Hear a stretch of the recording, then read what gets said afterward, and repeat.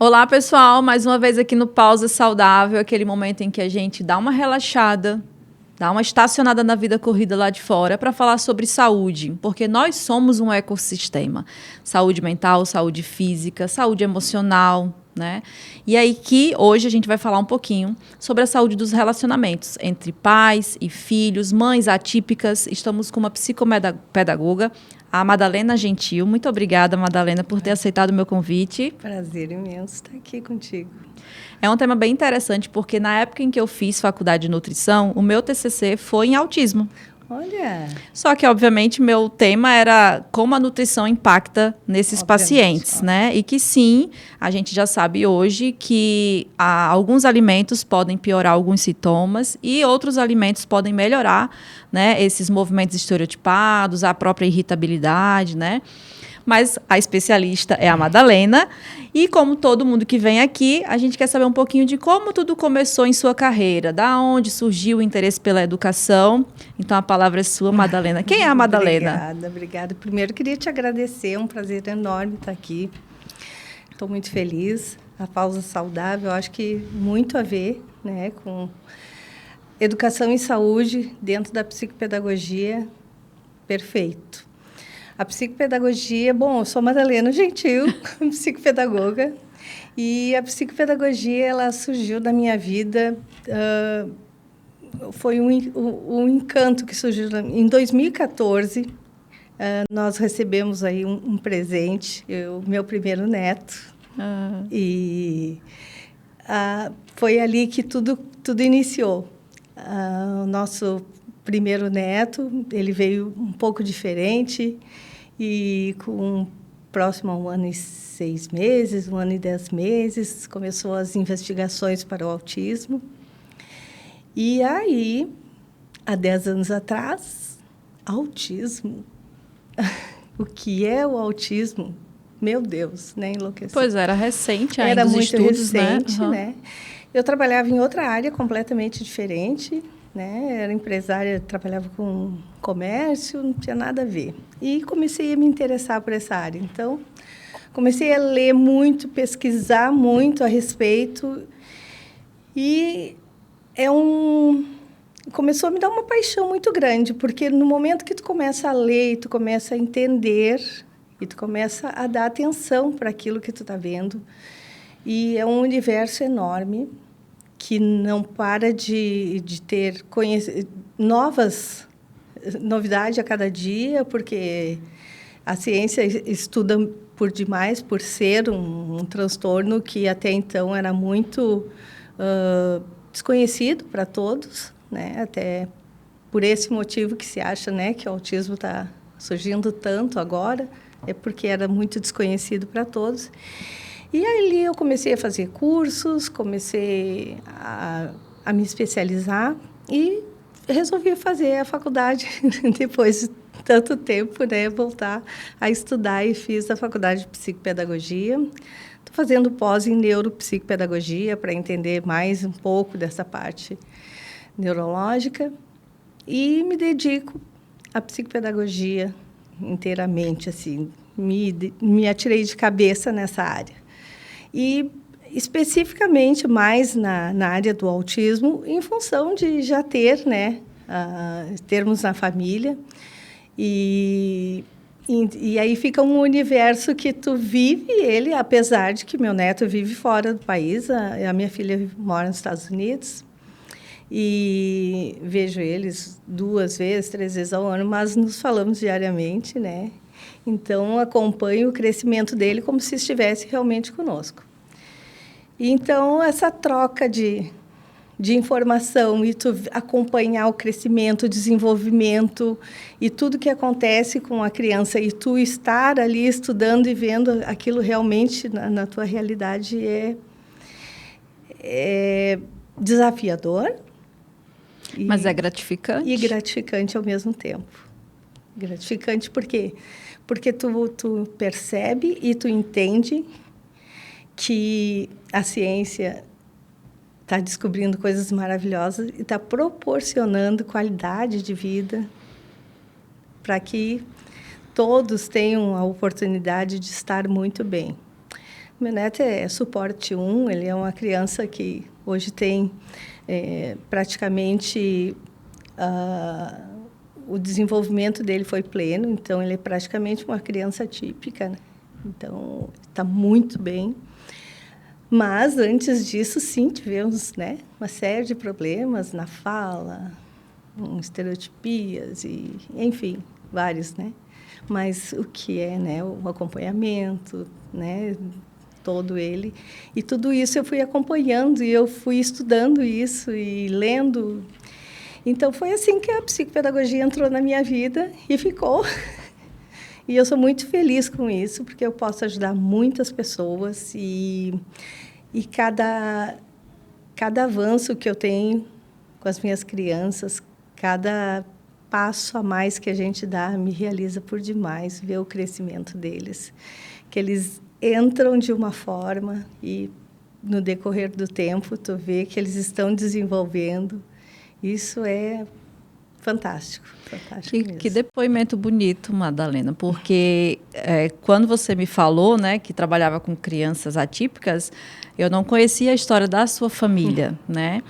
E sim, acredito muito que a vivência, ela nos coloca numa posição diferente, sim, de quem só estuda porque gostou do tema, porque se apaixonou pelo tema, mas quando você vive aquela realidade, é como se você tivesse ainda mais propriedade para falar sobre o assunto. Exato. Né?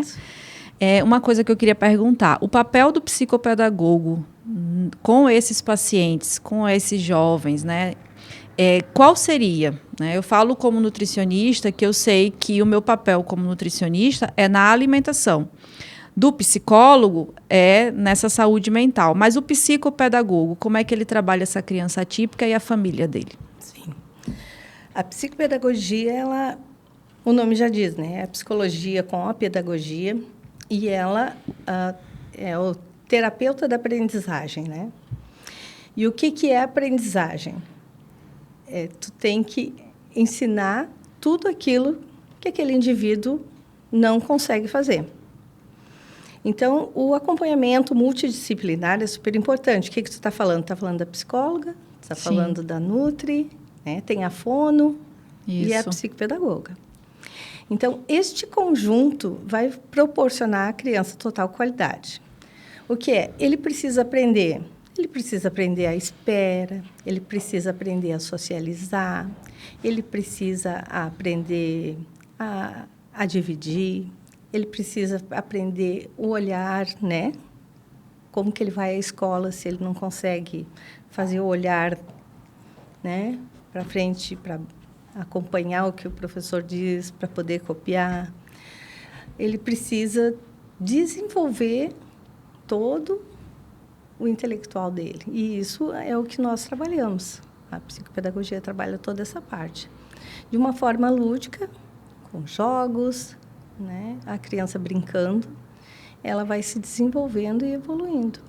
E conforme a criança e a família, onde entra isso, conforme a criança chega no consultório, né, a gente faz uma abordagem com a família. E se busca quais as primeiras necessidades que essa família busca com a criança. Porque muitas vezes tu recebe uma criança com 6 anos e tu pensa, bom, o interesse dessa família é que já está com dificuldade na escola, ler, né, começar as letras, e essa família quer que essa criança primeiro aprenda a espera, né, a esperar, porque ela não está conseguindo, a professora pede para que espere, aguarde. Então, as prioridades, o que é mais importante, né, é feito um check-in de tudo que é mais importante ali. Esse é o meu hábito, eu faço uma ficha, a anamnese da história toda da criança, o que aconteceu, o que está acontecendo com essa criança, ok. Mas depois, o que é importante para essa família? O que é importante, o que a família identifica como mais importante de necessário para que essa criança comece a se desenvolver. Porque no momento que tu desenvolve aquilo que tu julga ser mais carente para aquele indivíduo, o restante começa a fluir de uma forma mais natural. Então, começamos a trabalhar exatamente os pontos necessários. E aí, o restante vem mais fácil. E tu sempre trabalhou com crianças ou também consegue trabalhar com adultos e adolescentes? E qual é a diferença desses públicos? Sim, eu trabalho com crianças e jovens adolescentes, né? A psicopedagogia trabalha adulto, idoso, né? Todas essas áreas. Minha preferência sempre foi a criança e o jovem, né? A criança, tanto o jovem quanto a criança, tu pode trabalhar as dificuldades do aprendizado. E, normalmente, o adolescente já vem com a dificuldade do aprendizado e também vem com a dificuldade ali da comunicação, que é uma das áreas que eu trabalho bastante, porque hoje nós temos o nosso grande vilão, que é as telas, né? Sim. E a criança, o jovem, ele ficou com muita dificuldade em comunicar-se e em se colocar, muitas vezes, em sala de aula para apresentação de trabalhos, para se comunicar bem com a família. Então, muitas vezes, essa criança parece ser uma criança que não consegue se comunicar, que tem dificuldade, está com dificuldade na interpretação, não consegue, né? Por quê? Porque essa criança não lê o livro, porque essa criança não está acostumada a conversar, ela está acostumada a usar demais as telas. Uhum. E isso acontece muito com o jovem adolescente. E tu trazendo o jovem para dentro ali daquela terapia, tu vai poder conversar com ele e fazer com que ele entenda como é importante também trabalhar com o livro, com o físico. Sim. Né? Retomar essas questões de que é importante, porque o jovem ele está sempre em grandes grupos. Mas e como que ele está se comunicando com esse grande grupo? Ele está falando? Ele está se expressando bem? O ato de escrever, né? Perdeu-se o ato de escrever, né? Ok que a gente sabe que a tecnologia veio para contribuir e nos ajuda em muito, né? Mas tu precisa manter esse hábito, né? Até a leitura é muito importante para que tu possa fazer uma boa interpretação e para que nós possamos estar aqui conversando. Isso. Se eu não pegasse os livros, não fosse fazer uma pesquisa, eu não saberia tudo que eu sei. E é isso que eu passo para os jovens, essa comunicação. Porque o adolescente ele tem muita dificuldade, quando entra na fase da adolescência, que começa a trabalhar essa mudança radical, né, de ser criança, é praticamente de um dia para o outro. São fases distintas muito de imediato. Sim. Ali na fase dos 12 anos... Num momento ele é criança, no próximo ele é um adolescente.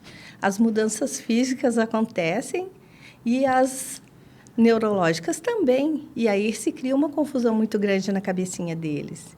E ele não sabe agir. Ele está com muita vontade de brincar um joguinho, mas ele está se achando grandão, porque ele esticou, ele cresceu, o rapagão está grande. Acho que todos nós passamos por isso, né? Exatamente. E aí eles criam uma confusão. E ele começa a meio que deixar de lado. Então, por isso que às vezes acontece o desleixo na escola, o desinteresse por fazer as coisas escolar, o desinteresse pela família. Ai, não fala mais com a gente, eu não sei o que está acontecendo. Porque junto com os problemas da escola, normalmente tem algum problema familiar também. Né? E essa criança que vai para o teu atendimento, para o teu consultório, é qualquer adolescente? Porque o que você está contando, acho que acontece com todos. Mas e o jovem atípico, né? Quando ele vai no teu consultório, ele já consegue dizer para você o que ele sente de dificuldade ou sempre a família se envolve? Exemplo, um garoto de 15 anos quer chegar num grupo de amigos que ele almeja ser amigo deles. Essa dificuldade acontece com o aluno atípico, porque a gente sabe que o paciente autista, né, que eu nem sei se essa terminologia autista ainda pode se usar, né, mas o paciente com TEA, ele tem essa dificuldade na socialização como um sintoma mesmo. Não são todos os autistas que não querem socializar. Ah, que legal. Essa questão de que o autista, a criança atípica, ela não socializa, é um mito. Porque o jovem atípico, a criança com TEA, é única. Então, temos crianças que não socializam com TEA? Sim. Porcentagem grande? Sim. Mas temos muitas crianças que socializam e gostam de socializar. A forma que elas socializam, talvez, de uma forma um pouco diferente, porque são pessoas que se expressam de uma forma muito clara. Se ela acredita que tu não está bem, ela vai dizer que tu não está bem, de uma forma muito... que tu está feia ou bonita. Muito... Enquanto que nós fizemos todo um rodeio para que tu não... ele vai ser mais direto. Mas eles socializam. E os que têm um suporte quando eu digo é a necessidade de ter alguém mais, né, para auxiliar 2 ou 3 que vá ter um problema de socialização, aí sim, aí existe essa dificuldade e se trabalha sim demonstrando para ele a importância da socialização, de quais são os benefícios que ele vai ter socializando, né? Se demonstra ali para ele a troca, né? Troca de experiência, troca de... até mesmo nos jogos, né? Que ele pode ter conhecimentos de algo que ele tem muito interesse. Sim. E é, né, dessa forma que se trabalha, porque a fase do jovem típico ou atípico é a mesma. É a mesma. Vai mudar só a maneira que tu vai conduzir esse jovem. Sim. Quando você falou a questão do mito, então eu até me coloco, até peço desculpas, porque eu conheço autistas e todos que eu conheço não gostam de socializar. E a maioria são nível 1 de suporte e declaram, não, tá bom, só a gente, não precisa 3, 4 pessoas, então isso é muito comum.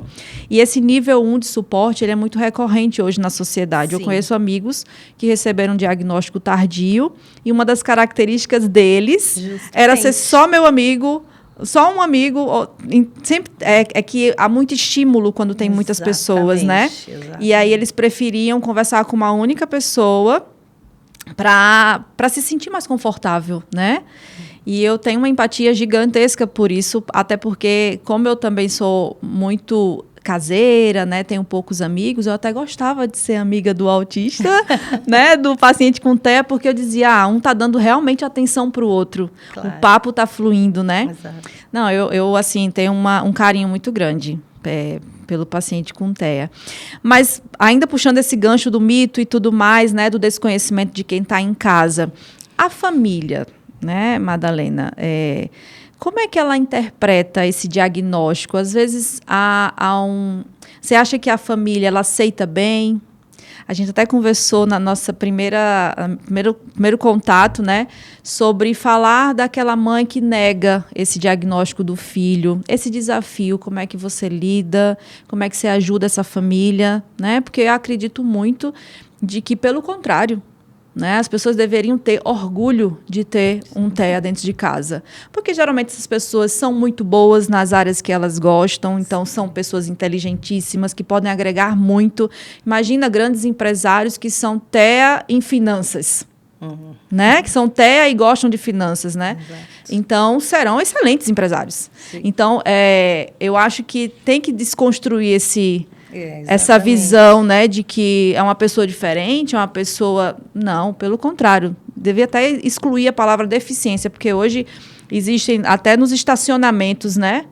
E eu acho que não precisaria, tá? Porque eu não sei quantos são os dados, mas acho que até a maioria é nível 1 e está aí espalhado na sociedade, sim, até sem diagnóstico. Exato. Né? Exato. Fala para mim como é que tu trabalha tudo isso. A questão familiar é bem delicada, é muito delicada, porque quando a família recebe o diagnóstico, muitas vezes ela depende da família, se ela já está investigando há mais tempo e ela já está se preparando para um diagnóstico, ok, né? Ela até já está na expectativa para que receba logo esse diagnóstico, para que ela inicie um acompanhamento para essa criança já dar a entrada e começar a ter a atenção que ela necessita. Salvo pessoas que estão nessa angústia, né, para desvendar logo esse mistério todo, porque, como eu te falei, existem muitos mitos. De repente, a criança é muito quieta, de repente, a criança... há casos de criança que tem problema de audição, sim, e por isso elas não falam, não se expressam, não olham quando são chamadas pelo nome, e pode ser interpretado. Lá, o pediatra, por um motivo qualquer, não mandou ela para o otorrino, que é o primeiro passo que se faz, uma verificação, né? E demorou até alguém, um profissional, encaminhá-la para o otorrino. Essa mãe ficou na angústia com suspeita de TEA. Então, salvo essas pessoas, né, existe sim, né, uma dificuldade da aceitação, porque, veja bem, né, quando a mãe engravida, os pais, eles se cria toda uma história em cima da nossa gravidez. Uma, né? Expectativa. Uma expectativa. Né? E no momento da gravidez, tu vai construindo a história do teu filho. Será que vai ser menino, vai ser menina? Como que vai ser essa criança? E o nome que tu vai dar. Conforme a barriga vai crescendo, tu vai avançando nessa criança. E tu vai querendo, eu vou botar em tal escola, e meu filho vai, quando crescer, vai fazer isso, vai fazer aquilo. Eu gostaria que ele fosse, eu quero que ele seja médico, eu quero... Então, as ansiedades são muitas. E quando uma família recebe um diagnóstico de TEA, e ela tem esse desconhecimento que lá atrás... que eu posso dizer que eu também tinha esse desconhecimento, o baque é muito grande. E é por isso que a gente chama de luto, essa fase do luto das famílias, porque elas realmente não entendem, é como se elas tivessem perdido aquele filho que foi desenhado para eles. Aquele filho que ele desenhou como... o filho perfeito, não vê, aquele sai da história deles e entra uma criança com TEA. O que eu vou fazer com essa criança com TEA agora, eu não sei. Então, a incerteza, a insegurança dos pais, a preocupação de o que vai ser com o meu filho, do meu filho. São muitos sentimentos que esses pais têm. Esses anseios que a gente tem positivo passam a ser apenas anseios negativos na cabeça de um pai. Sim. Então, se tem um respeito muito grande por essa fase, e é importante que os pais entendam isso, e se esclarece para os pais que uma criança que recebe o diagnóstico de TEA, eu sei que é clichê, não é destino, mas é a verdade. Sim.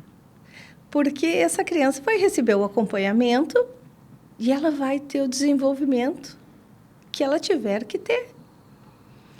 E muitas delas têm um desenvolvimento pleno e vão seguir, vão estudar, vão trabalhar, vão ter suas vidas. Tanto que nós temos, hoje, descobrindo pessoas adultas com diagnóstico. E se essas crianças lá no passado tivessem recebido o diagnóstico, seus pais também teriam ficado tensos, preocupados e inseguros. Então, é preciso que eles entendam de toda essa dinâmica que vai acontecer na vida dessa criança, para que depois eles possam entrar realmente, né, nesse mundo e compreender e olhar para o filho de uma forma, aí sim, aceitar e ver eles de uma forma diferente. Não, é meu filho e está tudo certo. E esse chegar na psicopedagogia, né? Às vezes eu fico pensando nas mães que acabam entrando em negação, nesse luto, e aí não procuram os profissionais corretos para esse desenvolvimento desse jovem. Você acha que esse mercado hoje da psicopedagogia está mais conhecido? E porque, assim, eu falo da minha área. Nutrição para pacientes, né, de saúde mental ainda é a minoria. Ainda existe muita gente que procura um nutricionista para emagrecimento.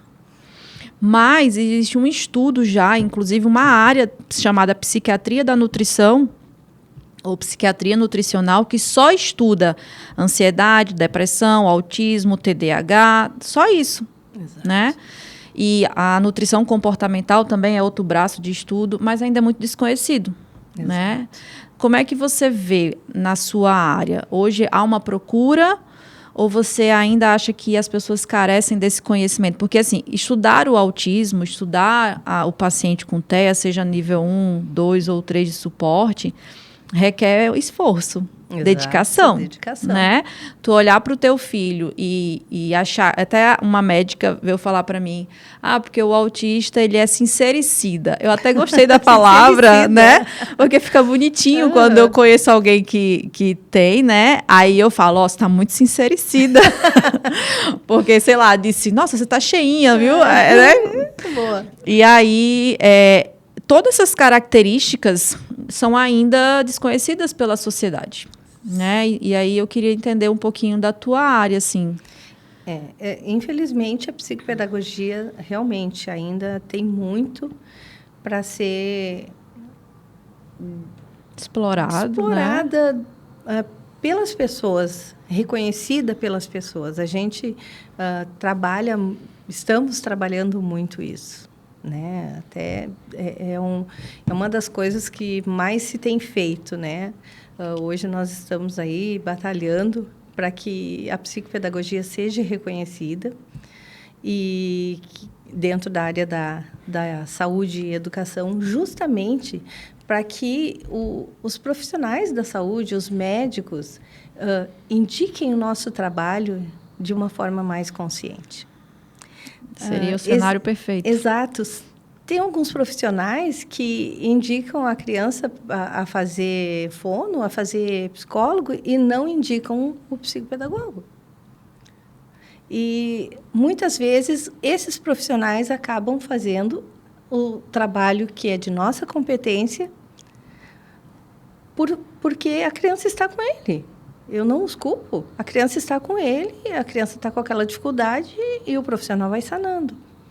Então, existe muito pouco conhecimento, reconhecimento da nossa área, né? A psicopedagogia precisa ser mais divulgada, né? Mais falada a respeito do como ela traz benefícios para a criança, de como ela contribui para o desenvolvimento das crianças, dos jovens, e tudo que ela pode fazer para essas pessoas, para os jovens, para os adultos. Não é a minha área, nem é o nosso foco aqui, mas veja bem, um idoso. Trabalhar um idoso que está entrando aí no quadro de Alzheimer. Meu Deus!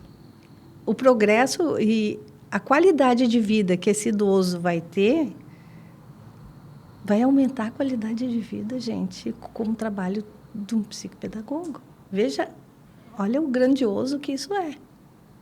E qual é a diferença do psicólogo que tem especialização em TCC para o psicopedagogo? Porque o TCC também são técnicas, né, para eu aprender a socializar, a diminuir os meus desafios no dia a dia. E aí você falou que a psicopedagogia entra na esfera do aprendizado. Exato. Tem alguma distinção ou são bem parecidas mesmo? Olha, eu acredito que o psicólogo ele vai trabalhar mais a área psíquica, o emocional realmente dessa criança. Entende? Interessante, eu acho que é isso mesmo.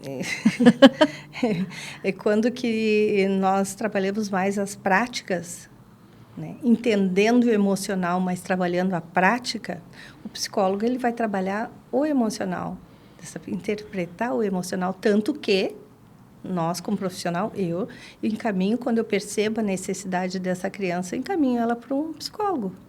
Porque não é de minha competência, existem áreas que eu observo e digo, essa criança precisa de um acompanhamento psicológico, não é minha área.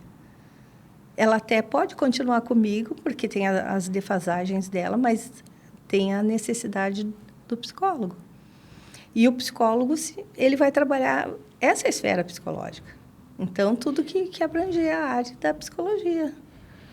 Sim, porque na hora que você procura um psicólogo que tem especialização em TCC, numa situação, por exemplo, de apresentação de trabalho na escola, o quanto o emocional desse jovem afeta o desempenho escolar dele, né? Exatamente. É diferente do psicopedagogo, que vai ensinar ele a se posicionar, a importância disso, né? Porque muitas vezes essa criança simplesmente, pela insegurança do não saber e de como se posicionar, ela não consegue se colocar em sala. Agora, se existe com essa pessoa um trauma, um bloqueio emocional, aí já não é a minha parte. Sim, que a raiz aí entra a psicóloga. Entende? Então, existe muita diferença. E por isso que eu digo que existe esse nosso vilão das telas, que nos acaba trazendo muito a criança e o jovem para o consultório do psicopedagogo. Porque essa criança está plena, mas ela algo foi colocado no caminho dela que não permitiu que ela desenvolvesse o restante. Foi travado. Não existe nenhum trauma psicológico nessa pessoa. Sim. Tu entende? Essa é a grande diferença. Então, onde a gente encontra o problema, tu pode sanar o problema, ok. E é prático isso, não é psíquico.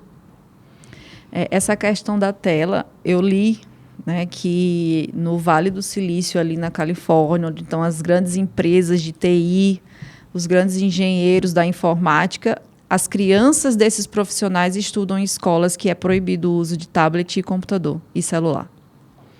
Alguma coisa eles sabem que a gente não sabe ainda, né? Então. Na escola do meu filho, esse ano, tiraram os celulares dos alunos enquanto eles estão em sala de aula. Então, eles deixam numa gaveta quando chegam e pegam no intervalo e no final da aula. Teve uma polêmica no início, mas agora aceitaram, né? Exato. Enfim, e tem que ser mesmo, tem que proibir o celular. Qual é a idade deles? Agora ele está com 17. É o meu mais novo. Aí tu veja que o porquê dessa retirada. Atenção do jovem. Total. Ele precisa ter atenção naquilo que ele vai precisar ali na frente. Ele vai para a faculdade, ele precisa prestar um vestibular. Se ele não estiver com a atenção dele ali, mas ele vai conversar com os colegas, dá na mesma. Não é a mesma coisa. Não é, não. Porque o tanto que a tela tira de atenção de uma pessoa não é o tanto que nós estamos aqui conversando. Terminou o nosso assunto, eu posso voltar para ouvir o que a outra pessoa está falando. Quando que a tela, ela te seduz de uma forma que tu pode perceber. A gente entra para ver uma coisa no celular, não precisa nem falar, né? Que a gente, quando vê, nossa, já é da hora e eu estou aqui ainda. Aí, sim. Então, é fato isso. Então, é muito importante e muito válido. E eu tenho certeza que no momento que eles devem estar já fazendo as estatísticas, o proveito e o desenvolvimento desses jovens vai ser muito diferente do quando eles usavam o celular e sem o celular. Pode ter certeza. Uma informação que a gente já recebeu na reunião de pais é a diferença lá de 2020, na época da pandemia, que ele estava no 8º ano, agora ele está no 3º. E aí houve uma queda muito acentuada no desempenho de toda a turma, porque eles assistiam aula online. Então, nessa reunião, todos os alunos começaram a ter melhores notas depois que tiraram o celular, mas eles entendem que é uma coisa desde a época da pandemia e que foi uma ruptura necessária, porque senão eles não iam conseguir fazer agora o Enem, né? Já acabou a inscrição essa semana, inclusive. Então, assim, todos os pais concordaram, teve lá uma votação, ninguém levantou o braço. Quem quer deixar o celular com o filho? Não tem como, né?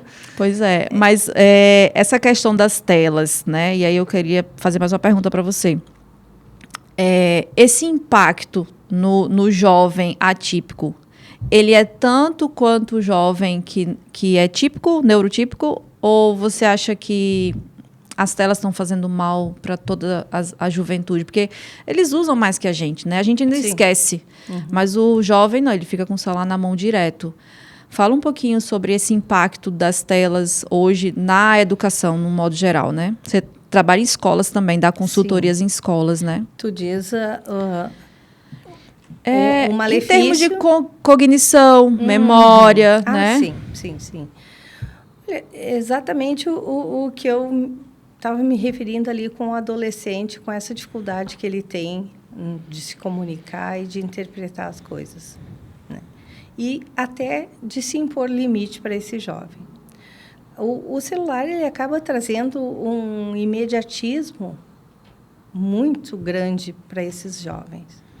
E aí surge muito a dificuldade desse jovem, tanto da busca, porque ele está tão acostumado em um clique, né? Uma passada de dedo, ele está na outra tela, um clique, ele já obtém a resposta, que para ele ter que fazer a busca de algo, uma pesquisa, para obter uma informação, eu não estou encontrando a resposta disso, para ele aquilo se torna muito cansativo. E frustrante quando ele não encontra. Sim. E se ele se frustra, por muitas vezes, ele acaba deixando de lado e não quer fazer, ele perde o interesse por aquilo. Então, existem escolas até que estão optando pelo computador, passando muita coisa pelos tablets. É bom? Talvez. É o que eu sempre digo. Eu em casa sou completamente contra. Não sou contra. Eu acho que a tecnologia veio para contribuir em muito, mas na hora certa, no momento certo, para as coisas certas. Para as crianças pequenas, até os 5 anos, na minha opinião, e já é comprovado cientificamente, a criança não tem que ter tela. Não tem. Como que tu vai pedir para uma criança, espera um pouquinho que a mamãe já te dá, se ela está acostumada a botar o dedinho na tela e obter? Sim. Aí a mamãe reclama que a minha filha não... Nossa, ela fez um fiasco no supermercado, ela não obedece, não parou na festa, não... E não consegue observar o que acontece, que ela está com o celular o tempo todo. Então, começa lá na pré-escola, que eles já estão, e vai até a fase adulta, que ele perde a paciência, que ele perde o interesse em buscar algo que se torne mais difícil para ele. E sem falar nos perigos desde a primeira infância até na fase adulta, que as redes sociais e toda a internet oferece, principalmente para crianças, né? Se uma criança que usa o celular não é bem assistida pelos pais, o risco dessa criança ver o que não há necessidade de ela ver na idade dela, conhecer coisas, é muito grande. Eu já tive paciente que já teve problema, criança de 8 anos, fazendo joguinho infantil. E as pessoas se passam por criança. Então, é muito complicado. Mas eu estou com ela o tempo todo, ela só joga esse joguinho. Acontece, mãe? Infelizmente, muitas coisas podem acontecer atrás dessa tela que a gente não sabe. Então, assim, vai influenciar, vai fazer com que as crianças tenham conhecimento de coisas que não são necessárias no momento, vai ter o pensamento acelerado. Essa criança, esse jovem, vai estar sempre com o pensamento a 1000 acelerado, ele vai estar mais ansioso, vai ter ansiedade e vai ter angústia, porque muita coisa que ele vê nas redes sociais, por exemplo, não é a nossa realidade. Então, tem muita coisa, é um universo muito grande que traz de malefícios para uma sociedade jovem, carente. Hoje, a gente sabe que os pais precisam trabalhar, os pais têm a necessidade de ter... Para oferecer uma vida para os seus filhos, eles precisam trabalhar, as mulheres trabalham, então, hoje é mãe e pai que trabalham. Então, dar esse apoio para os filhos, para que eles tenham um uso controlado no celular, é muito importante, porque tu está deixando o teu filho à deriva de algo que pode dá um problema lá na frente. Tu pode ter uma criança depressiva, uma criança com ansiedade, mas por que? Não tem causa? Sim, é porque o pensamento dele está sempre a mil, porque ele está sempre ali no celular, ele está sempre vendo coisas muito rápido, ele está sempre tendo muito incentivo ali na cabecinha dele, que não para um minuto. A tela azul já é comprovado cientificamente que faz mal. Se ele usar perto da hora de dormir, não fizer higiene do sono, vai prejudicar o sono. Exatamente. Então, tem benefícios de pesquisa? Tem, mas os malefícios são muito maiores. E está na mão dos pais, né? Ter esse controle. E está na mão dos pais. Por mais que no início seja um impacto, um caos, né? Que traga sofrimento, mas depois você... Exatamente. Eu estou falando já no sentido do pai que não está com controle, mas aí quer resolver. Vai no início ter a dificuldade, mas lá na frente vai ter o resultado, né? Eu tô falando isso até porque a gente vivencia essas coisas dentro de casa, né? E o meu mais velho, quando tinha 13 anos, ele jogava online. E ele era menor, mas queria jogar à noite. Aí mas é porque os meus amigos jogam à noite. Eu disse, tá, mas quem são os seus amigos? Né? São pessoas que passam o dia trabalhando e só podem jogar à noite. Aí você, que é criança, quer jogar à noite, 2, 3 horas da manhã na frente de um computador jogando. Então, assim, foi brigas e mais brigas para poder, né, voltar a jogar. Tá, beleza, pode jogar, mas só até as 10 da noite. 10 horas, desliga a internet, ninguém joga mais.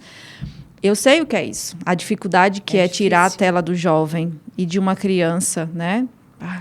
É o que eu sempre sugiro, né? Radical não vai funcionar, né? Tu tem que ter a conversa, é Sim. importante que haja conversa, tem que haver as trocas, né? Ao benefício, condicionamento. Eu sempre digo, né, para os pais, faz aquele dia, seja no final de semana, tipo na sexta para o sábado, porque se tu fizer o domingo, por exemplo, na segunda ele vai estar cansado, né? Faz a sexta para o sábado. Dialogando, combinando, né? Olha, se for tudo certo na semana, porque quando eles são pequenos, né? Para ter aquele incentivo, né? Se for tudo certo, tu vai poder usar mais tempo. Existem maneiras, né? Só que dá trabalho isso. Dá trabalho.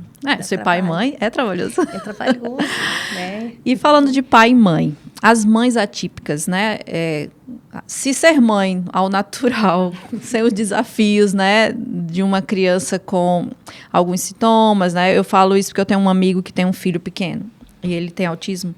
E ele fala, né? Que ele está num caminho para ir para a escola. Em um determinado dia, ele viu o engarrafamento e pegou um caminho diferente. Não consegue chegar na escola porque ele entra em crise, o filho, né? Então, ele precisa seguir o mesmo caminho. A meia tem que colocar primeiro a direita, depois a esquerda. Tudo tem ritual. E aí, isso estressa muito esses pais.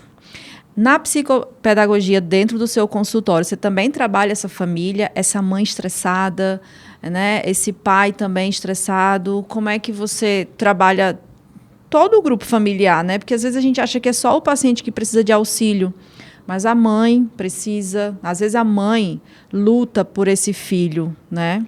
Bastante. E assim, a sociedade inteira contra, dificultando, né, os processos, até o marido às vezes não entende, não interpreta da melhor forma, e aquela mãe fica ali. Eu digo porque a gente que é mãe, né? Já sabe, né? Aí eu fico me colocando na situação de o filho receber um bullying na escola, como é que eu agiria, né? Enfim, meu filho uma vez vivenciou, né? E eu já quis resolver. Imagina se isso for frequente, o quanto a gente fica desgastada. Como é que é esse auxílio no teu consultório? Bem, eu costumo dizer que as mães atípicas, elas são únicas. Não dá para dizer que a gente, também outro clichê, né, que mãe é tudo igual, só muda o endereço. As mães atípicas, não. Elas mudam o endereço e mudam também as mães. Porque cada criança autista é única. Agora, tu falou aí, o menino, né, tem um ritual para botar meinha, a rotina dele. Quantos são assim? Não sei. É diferente, um diferente do outro. E cada família vai aceitar, interpretar e trabalhar de uma forma. E o que a gente pode fazer para contribuir, né? Acaba que a gente conversa muito com as famílias, porque se o nosso trabalho continua em casa, né? A criança aprende ali e eu tenho hábitos de sempre dar o feedback. No final do dia, eu passo pelo WhatsApp, faço um áudiozinho para a mãe, olha, hoje foi trabalhado isso, ele estava assim, porque na frente da criança não dá para passar, e se tu for passar uma devolutiva, vai demorar, eu sempre passo ali a cada 2, 3 meses, dependendo do desenvolvimento da criança. Então, todos os dias, eu acho legal, porque a mãe fica... Sim. Até isso é outro ponto que eu percebi, que elas ficavam ansiosas, porque a criança, eu sempre digo, a porta está aberta, quiser entrar, fica à vontade. Né? Se a criança der um gritinho, alguma coisa, a mãe ficar insegura, fica à vontade, né? Mas ela não sabe o que está acontecendo lá dentro, né? Então, eu gosto de tirar uma fotinho, mando fotinho, essas coisas. E ali eu converso, e aí ela me passa muitas vezes o que está acontecendo, e o que eu faço? Eu auxilio. Porque aquilo que eu trabalho ali com aquela criança, muitas vezes eles acabam contando, ou algum sentimento, ou quando tu oferece um brinquedo, a maneira que ele te trata, ou a maneira que ele pega, ou ele fala alguma coisa que, se o irmão não deixou, se o irmão bateu, coisas assim que a gente consegue trocar com a família. E a mãe é a mesma coisa. A mãe te passa se ela está estressada, se ela está cansada, quando o pai não dá apoio, ou se dá o apoio. E eu tento contribuir da melhor forma possível, sempre oferecendo, né, um conforto, uma palavra, porque isso daí já não entra mais a psicopedagogia, né? Entra a afetividade, entra A escuta, a né? escuta que a gente precisa ter com essa família. Eu hoje estou montando, a gente já tem, né, um grupo de mães, e em especial estou fazendo um grupo só de mães atípicas, onde a gente vai se encontrar uma vez por mês para conversar. Né? Elas ficaram muito felizes. A gente está acertando os horários para poder... Por que eu fiz isso? Porque eu percebi que sempre na entrega da criança, né, fica aquela conversa. Daí elas falam o que vão fazer, o que não fizeram. Hoje eu não estou bem por esse tal motivo. Aí tu dá aquele conforto. Eu comecei a perceber essa necessidade. E muitas vezes, a maioria delas fazem 3, 4 terapias, não é só a minha. Vai na fono, vai na... Sim. E é cansativo. E outras trabalham, outras têm mais filhos, não é nada fácil. Tem as que têm o apoio da família, tem as que não têm. Tem as que o marido também contribui, as que não contribuem. Então, eu achei que ia ser bem importante, elas ficaram muito felizes com esse grupo. Então, a gente está organizando esse encontro uma vez por mês para conversar. Como eu disse, o que nós vamos conversar, vocês é que vão dizer. Na hora a gente vai saber. Vamos fazer uma roda de conversa para, se quiser falar dos filhos, falem. Se quiser falar de vocês, falem. Se quiser contar alguma coisa, perguntar. Porque essa troca para justamente ter essa troca. Sim. Entende? Porque muitas vezes a mãe pensa que aquilo que está acontecendo com ela, aquele sentimento que ela está se sentindo abandonada, que ninguém liga para ela, ou que ela está sendo discriminada, ou que o filho está sendo... É só o dela. Não que se o outro for também vai conformar, mas juntas elas podem pensar algo diferente. Tem mãe que diz, eu não posso ir, eu não vou ao aniversário, eu não vou à festa, eu não saio a shopping. Essa queixa, sabe? Então, o que elas podem fazer? De repente, vocês podem sair juntas. Sim. Por que não, então, as crianças que se entendem melhor? Então, eu acho que falta um pouco, já entrando em outra parte, não só a minha afetividade, mas a afetividade, o respeito das pessoas é muito importante. Não é só a falta de conhecimento de o que é ser uma criança autista. Eu acho que hoje já está sendo bem divulgado. E a mãe atípica, ela sofre muito. Porque quem é mãe sabe que a gente sofre o dobro pelos filhos. Uhum. Então, tudo aquilo que é dito para o filho, aquele olhar diferente para o teu filho, ele respinga na mãe. E essa mãe, ela sofre. E ela não pode demonstrar o sofrimento, ela não pode demonstrar fraqueza, ela tem que ser forte o tempo todo. E isso cansa. Cansa. Chega uma hora que isso cansa. Então, eu acho que as pessoas têm que se conscientizar mais de que é importante ter um olhar diferente, respeitar mais, parar de ter um pouco de preconceito.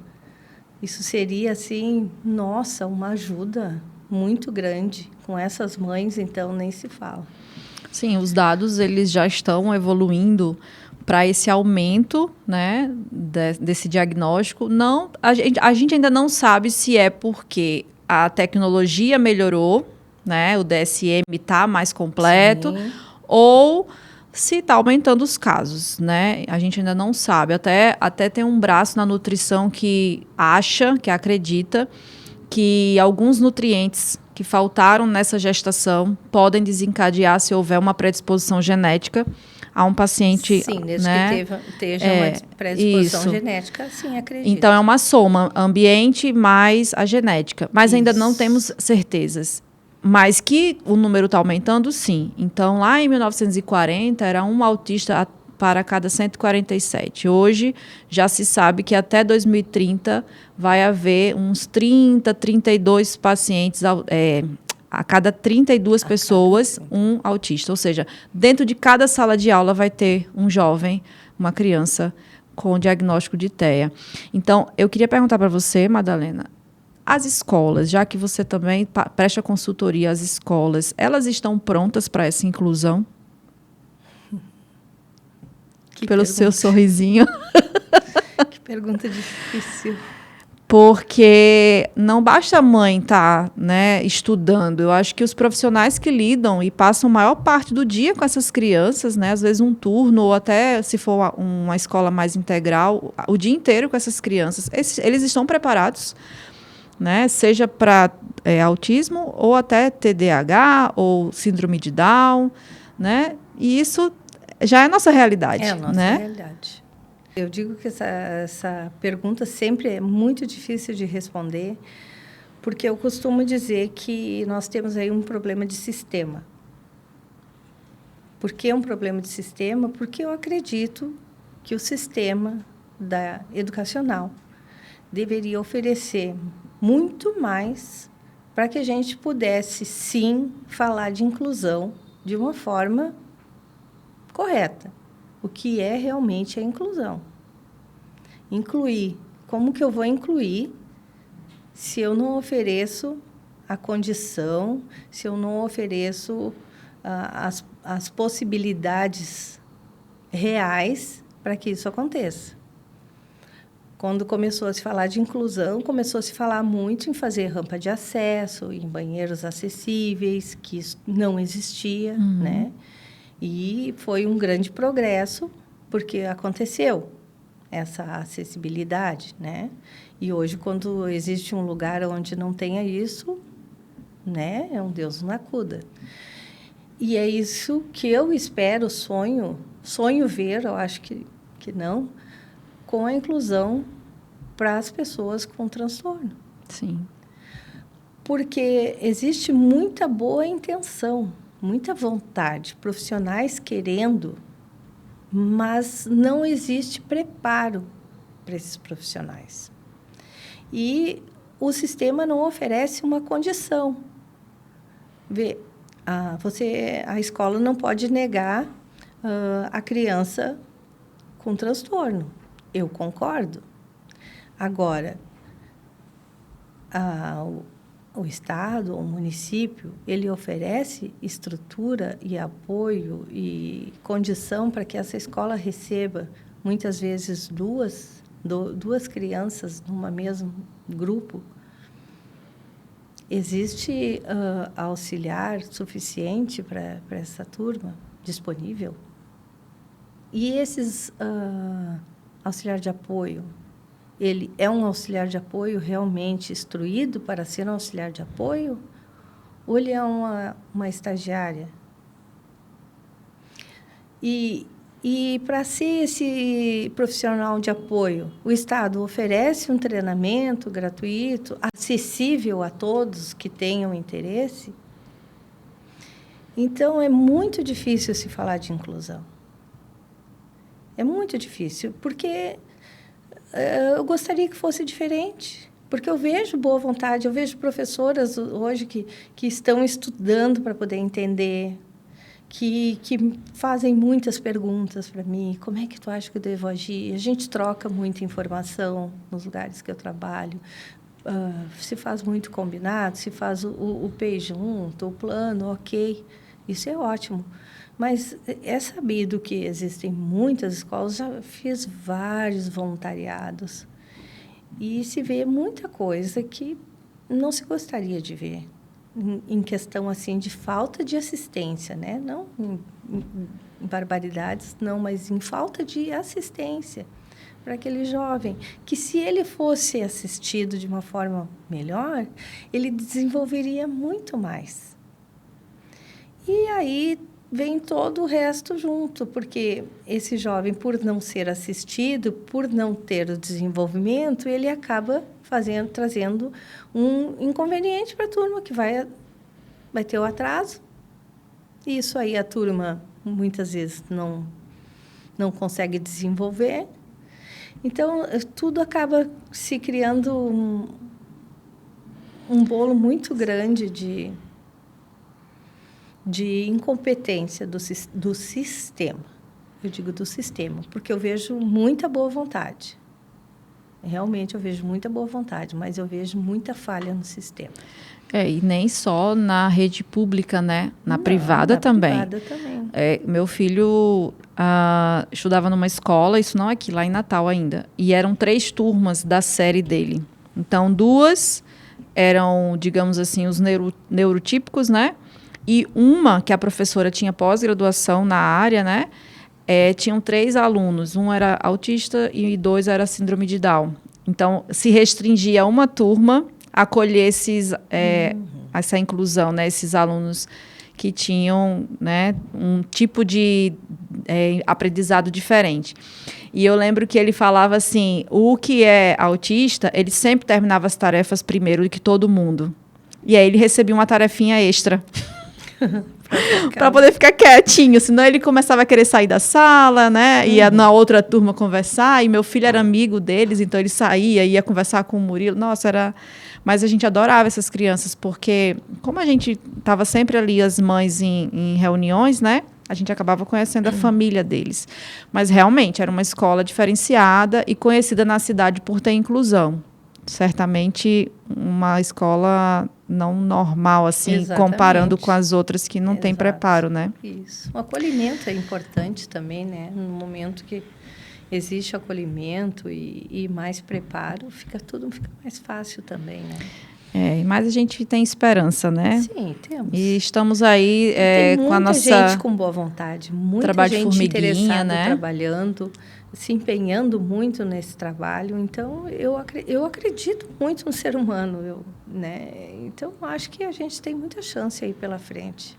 E o teu trabalho, assim, né, é um diferencial, mesmo que ainda seja para poucas pessoas, né, que sejam, sei lá, seus pacientes, suas escolas, mas eu já te conhecia através de alguém. Exato. E aí a gente vai espalhando, São sementes, né? Que a gente vai espalhando, né? Eu costumo dizer. Esse é um canal, né? Que vai espalhar esse conhecimento. Exatamente. Tu vai espalhando conhecimentos, vai espalhando ideias e é como esse grupo, né? Que nem eu tive essa ideia de uma noite assim, nossa, eu vou montar um grupo de mães, né? Eu levantei e falei para o meu marido, eu tive uma ideia, eu vou montar um grupo de mães. E ele ficou me olhando, tipo, uma boa ideia.